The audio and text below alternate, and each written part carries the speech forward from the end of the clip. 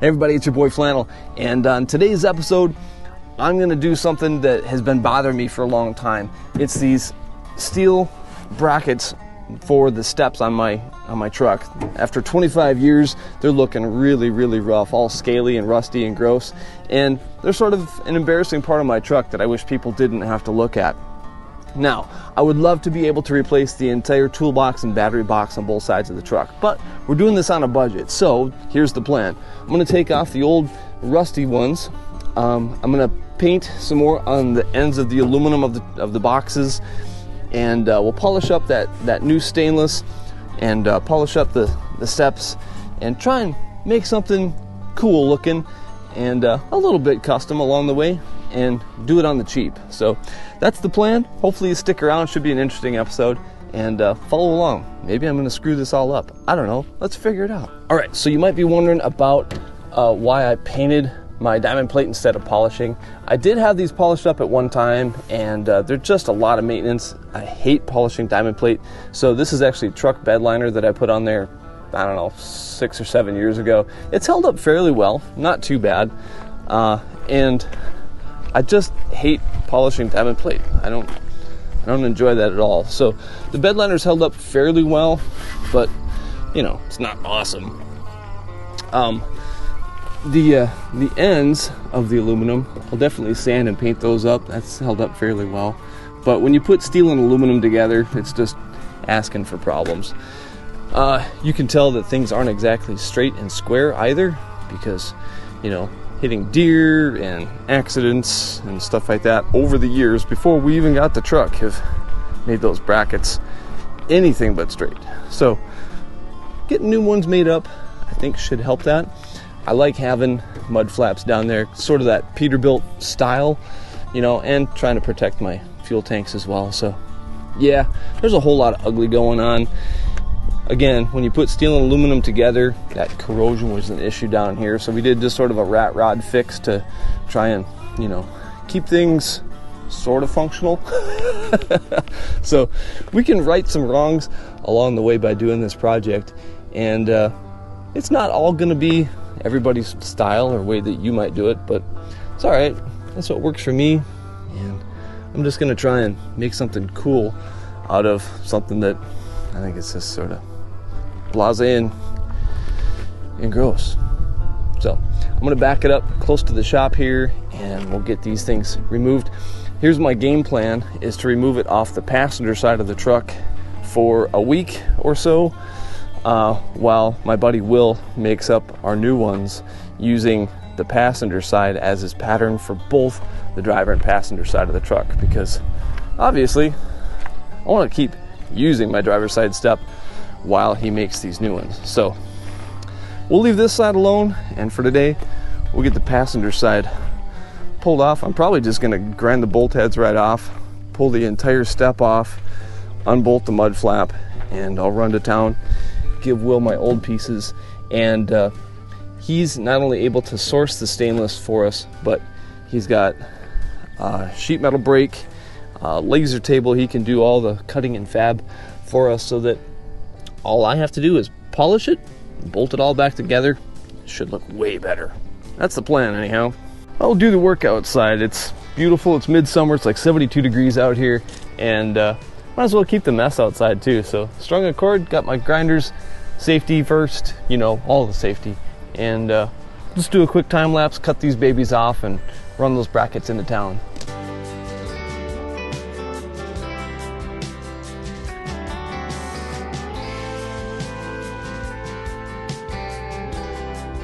And 10 bolts later, there we are. You can tell it was really getting kind of rust jacked in a couple of these spots.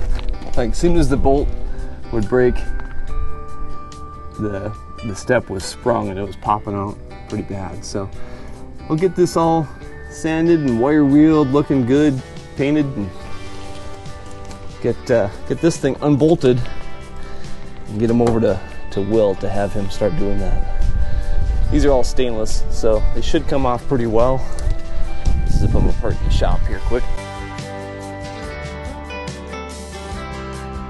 And right there is a perfect example of the rust jacking that was happening between the bracket, and then this is just aluminum angle to hold my mud flaps on.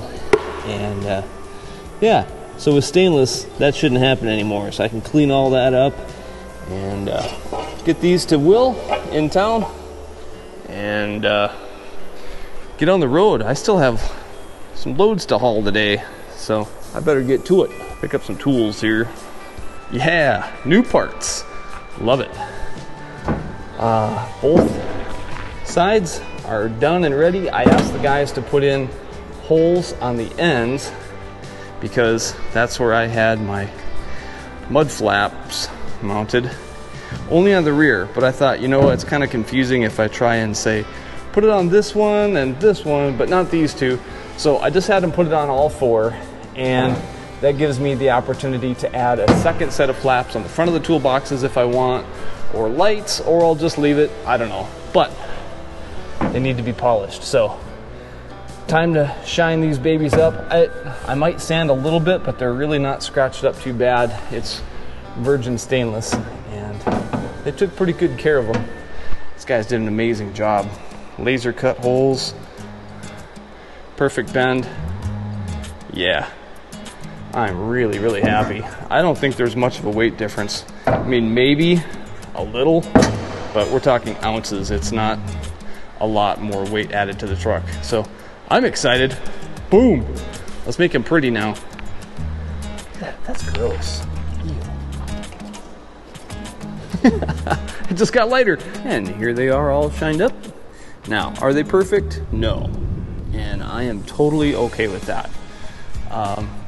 I did not sand these at all, and this is cut only. This is not color polishing. Second stage, this is simply one cut. The reason that I'm not super over the top about trying to make these perfect is just simply the fact that this is a work truck, and I know that these pieces are going to get sandblasted and rock chipped and things like that, so I'm not going to get super carried away, and that certainly is not going to be the last time that I hit these things with the buffer. So that's good enough for me and good enough for right now, and I'm happy. I'm proud of it. So next stage is I'm gonna paint the ends of the toolbox and get those ready to go. Get this side off, and we'll bolt everything back together. Again, these are ratty old steps that I've just pieced together to keep them together. Now, could I get new treads? Yeah, I sure could. But there's something about a worn out old truck that has earned things like what you're seeing there. And I actually kind of think that's cool. When I see steps that are almost worn smooth after 25 years in service, I'm kind of proud of that. So I'm gonna keep the stock ones. I'm gonna paint the boxes and put some stainless brackets on in place of the crusty steel. All right, let me show you this side. I've run this way for a week. Let me get this side sanded and painted, and probably finish this project next weekend, because I would rather take my time with it and do it right than rush it. So, yeah, that's it for today's progress. A little bit of the wire wheel action, and I'm gonna say, yep, that's rough, but we're making improvements, and I'm a Rust-Oleum kind of guy, so I don't mind the spray, but I plan to brush this stuff on so I can put it on nice and thick. And just wanted to show you guys, I'm not trying to pass off a really, really beat up toolbox and battery box as nice. They're not. They're original, and it shows. But just making improvements. Yeah, fine with that. like my 16-year-old would say. I'm okay with that. So quick afternoon project here. I decided to take the old pieces of steel that hold the step tread down to the steps and replace them with stainless. Just some scrap that we had laying around. I used the steel to make a pattern for my stainless ones. They're not going to be perfect, but I insist on reusing my original step treads, and they're so corroded that there's no way that they would be held down anymore. This is an old repair that we did years ago, drilling holes in the top side and using longer bolts through there like that. And I have some aluminum tubing that is going to take up that gap in there so it doesn't squish the step down and twist it all weird and stuff like that. So I'm going to polish these up,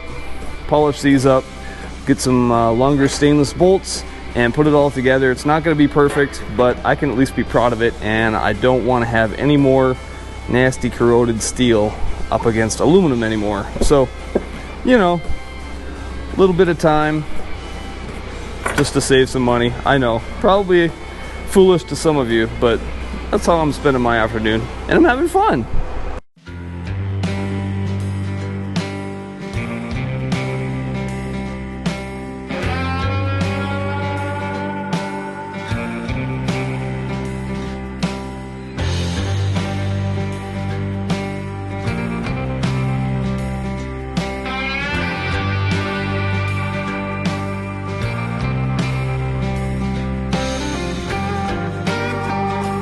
So with this side all assembled, it gives me a good indication of how the other side's going to go now.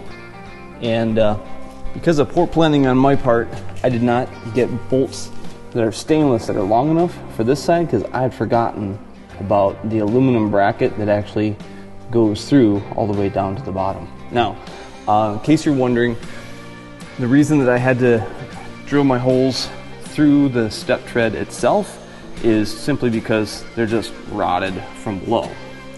And it was an old fix that I'd done quite a while ago. Look underneath there.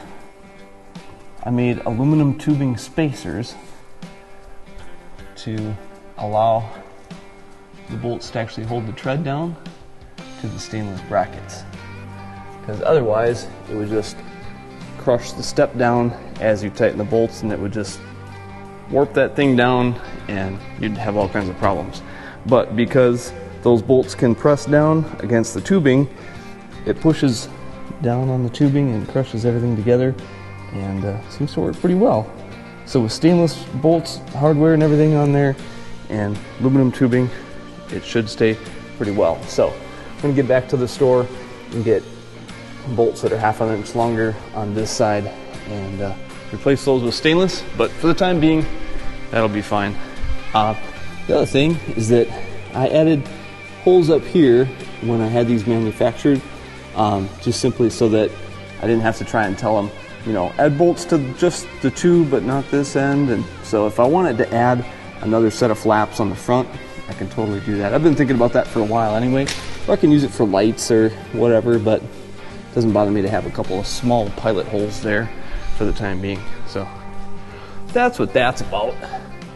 Yeah, I'm happy with that.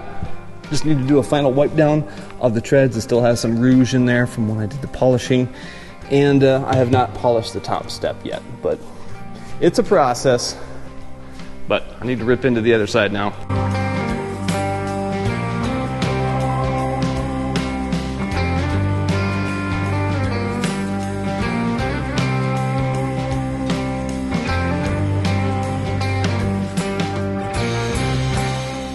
Alright, I'm bringing you in close so that you can really appreciate just how much rust jacking was happening between the aluminum of the toolbox, the battery box, and the steel of those brackets. That's just gnarly.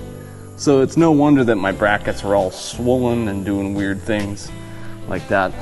And yeah, that's a really good feeling to get those off there, because wow. And to get the wire wheel out, jeepers.